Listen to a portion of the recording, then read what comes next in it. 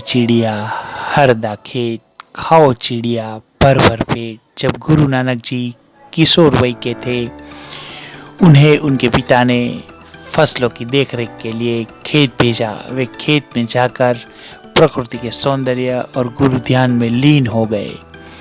आने जाने वाले की हैरत और हंसी से उन्हें निहारते और निकलते जाते। हैरत इसलिए कि चिड़िया खेत चुग रही थी और वे यानी कि गुरु नानक आनंदित हो रहे थे। हंसी इसलिए कि बालक नानक की मूर्खता समझे रोमांचित हो रहे थे कि कैसा बुद्धू है। पिता ने खेत की रखवाली करने को भेजा और ये चिड़िया को भगा नहीं रहा है बल्कि प्रसन्न हो रहा है। कुछ लोग घर जाकर शिकायत की। पिता दौड़े दौड़े खेत पहुंचे तो देखा कि सैकड़ों की तादाद में चिड़िया खेत चुग रही थी। पिता ने चिड़ियों को खेत से भगाया। यह देखा बालक नानक ने उन्हें रोकते हुए कहा, पिताजी इन्हें मत भगाइए, चिड़िया को दाना चुगने दीजिए। पिता ने कहा, कैसी मुक्ता भरी बातें करते हो, चिड़िया जब दाना चुग जाएगी तो हमारे लिए बचेगा क्या। बालक नानक ने आसमान की ओर उंगली उठाते हुए कहा, इसे उस पर ऊपर वाले पर छोड़ दीजिए, उसको सब की चिंता है, हमारी भी और इन चिड़िया की भी।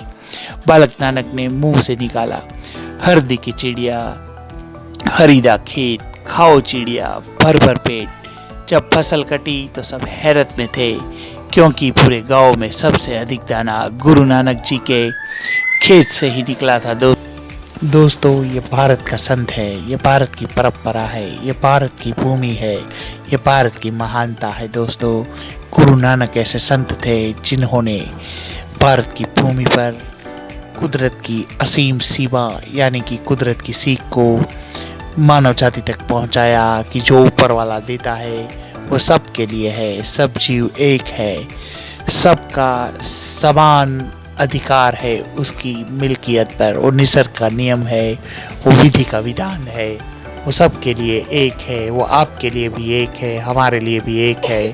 कुदरत सबके लिए एक है। दोस्तों, कुदरत महान है। ये संत ने हमें यही सीख दी है। दोस्तों, धन्यवाद धन्यवाद धन्यवाद।